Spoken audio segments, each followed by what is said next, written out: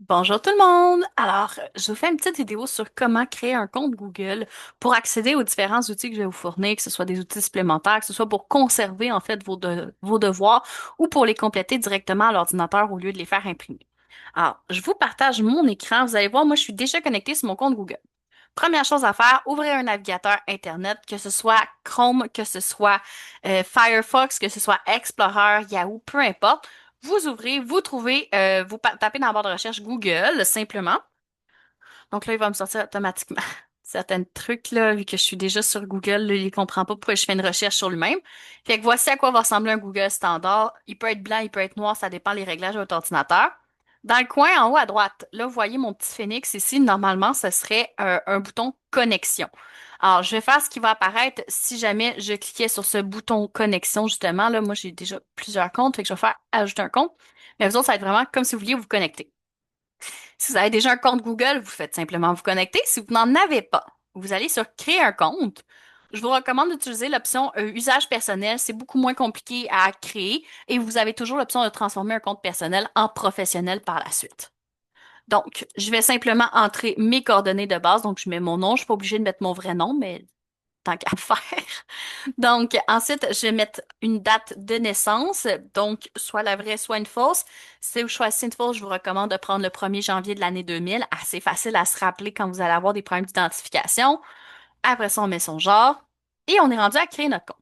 Par défaut, pour avoir un compte Google, vous aurez besoin d'une adresse courriel. Si vous n'en avez pas, vous pouvez soit choisir une des deux propositions ou créer une adresse courriel personnalisée. Si vous avez déjà une adresse courriel, vous allez utiliser l'adresse email existante.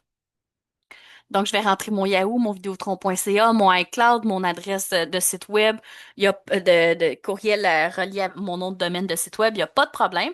Donc, vous faites l'entrée de l'adresse courriel que vous possédez déjà. Vous faites suivant. Ça va vous envoyer un courriel. Vous allez devoir confirmer votre inscription et vous aurez votre compte Google, tout ça avec la même adresse courriel plutôt que d'avoir trois ou quatre adresses courriel différentes. Si vous n'aviez pas d'adresse courriel, ben, vous aviez choisi l'option soit les deux proposées ou créer votre propre adresse. Vous allez pouvoir taper, par exemple, 123.com à commercial@gmail.com. Là, il va vous dire est-ce qu'elle existe ou pas. Il va vous dire bon, ben, il y a déjà un utilisateur qui l'utilise. Essayez autre chose. C'est que vous allez devoir trouver une identification qui est unique et ça va vous permettre ensuite de créer votre compte Google. Ce compte Google-là va vous permettre, entre autres, d'accéder à un Google Drive, à des fichiers que je vais vous montrer justement à l'instant à l'écran. Donc, une fois que je suis connectée, j'aurai une page, j'ai accès à beaucoup d'applications. Donc, que ce soit le Google Agenda pour ma gestion du temps, que ce soit le Google Drive qui lui sert en fait à collecter des dossiers, le gestionnaire d'entreprise Google Business en anglais, celui qui va me permettre de créer une fiche sur Google gratuitement. J'ai accès aussi à un compte YouTube si je veux créer une chaîne, Google Sheets, Google Docs, Google Forms qui sont toutes des parties du Google Drive. J'ai accès à l'actualité, je peux me créer un carnet de contacts. Google Classroom qui est pour les formations en ligne là, qui sont plus open source. J'ai aussi du Google Maps pour ben, le GPS là, traditionnel. Je peux faire des recherches, je peux envoyer des courriels, faire des vidéoconférences, des chats, traductions. Il y a Gemini qui est l'équivalent de ChatGPT. Donc, il y a différentes applications comme ça. Et si vous allez sur le Workspace, vous en avez des tonnes de supplémentaires qui sont compatibles avec des outils que vous utilisez peut-être déjà. Donc, n'hésitez pas à fouiller. Honnêtement, il y a énormément de tutoriels gratuits dans toutes les langues qui existent sur YouTube. Fait que vous pouvez taper, par exemple, créer un document Google Sheets sur YouTube et puis il va vous sortir plusieurs vidéos de tutoriels pour suivre la suite.